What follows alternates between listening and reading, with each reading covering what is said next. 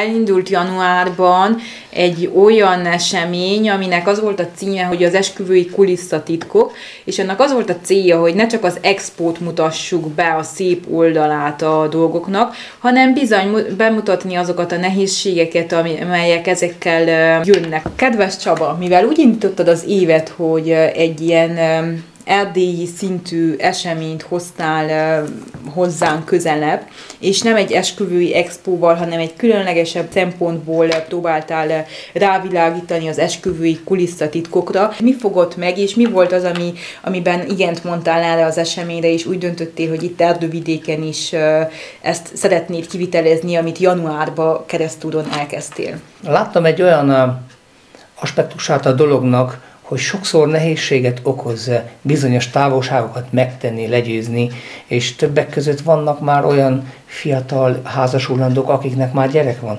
és nehéz összehangolni a szolgáltatóval, akkor aki bevigyen udvarhelyre, vagy egy másik városba,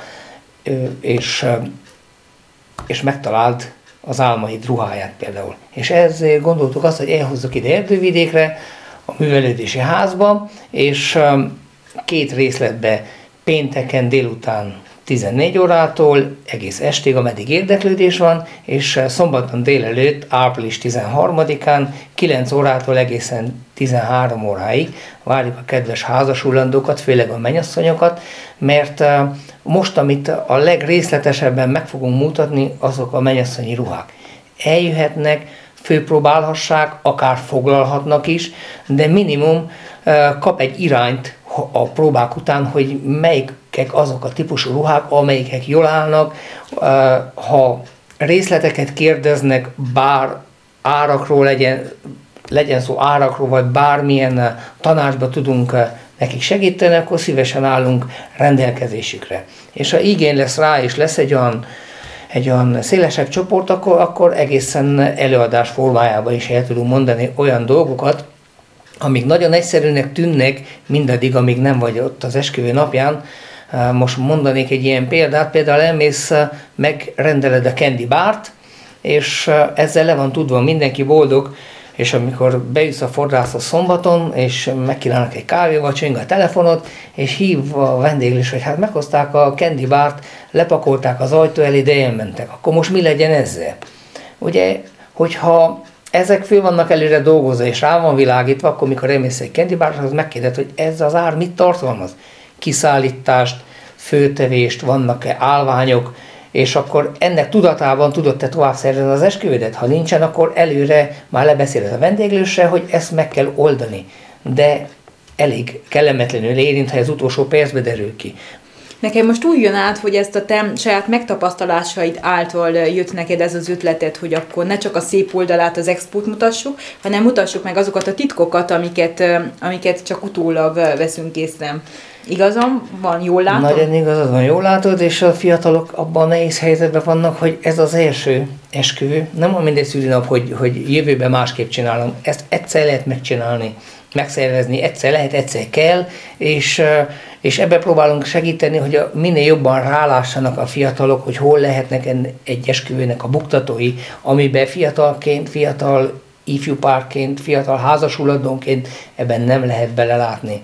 Vagy bármiről is legyen szó, a mennyasszonyoknak az első szempont az, hogy ruhát lássanak, és ruhát tudjanak próbálni.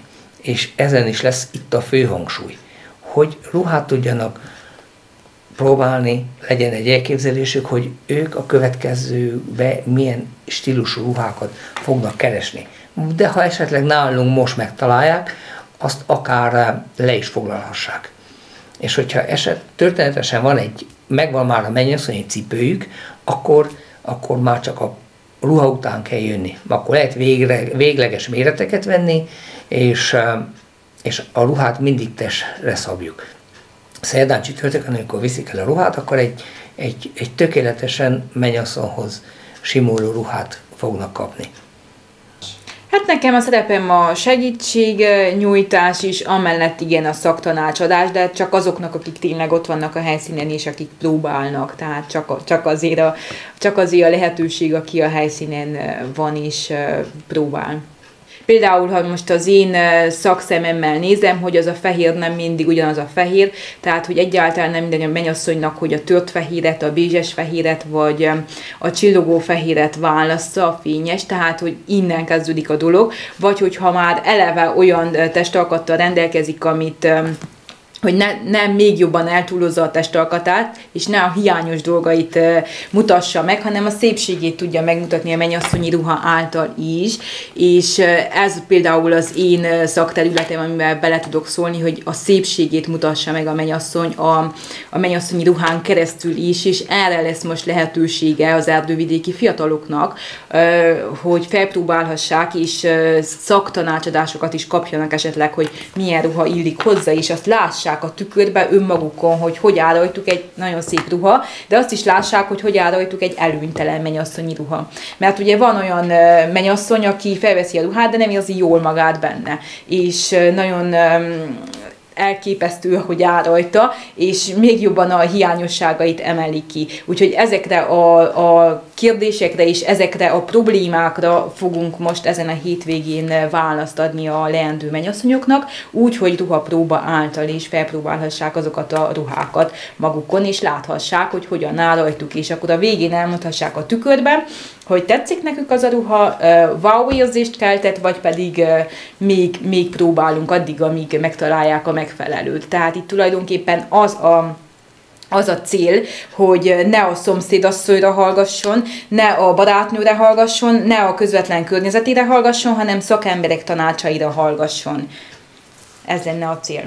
Mivel mi úgy vagyunk, hogy Fehérrózsa esküvőcentrum, mi egy körön belül zárjuk az esküvővel kapcsolatos minden dolgot. Mi nagyon sok mindenbe saját erőnkből valósítunk meg dolgokat, ugye díszítés, fotóvideó, mennyasszonyi ruha, füst, nehéz füst, tűzijáték, és még rengeteg minden, de viszont ha valaki eljön hozzánk, és azt mondja, hogy szeretne egy ilyen típusú szószólót, aki teszem fel, nem beszél túl sokat, komolyabb hangvételű, viccesebb, és akkor azt mondjuk, hogy hát ilyent ismerünk 3 vagy 4 szolgáltatót, és akkor itt vannak a telefonszámaik, és keressétek őket. Ebbe tudunk segíteni.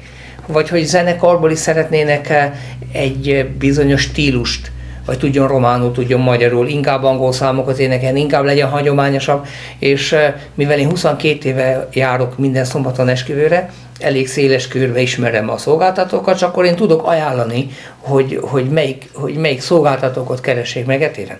És akkor elmennek oda, és többé valószínű, hogy megtalálják azt, amit ők keresnek. Na, ilyen és ehhez hasonló tanácsokat tudunk adni, de minden, ami esküvőhöz kapcsolódik, ebbe tudunk mutatni anyagokat, és tudunk tanácsot adni, főleg, hogyha valaki rá is kérdez. Hogy... Tehát akkor a helyszín az még egyszer mondjuk el, hogy az a Baróti Művelődési Ház. És akkor kedves erdővidéki fiatalok, akik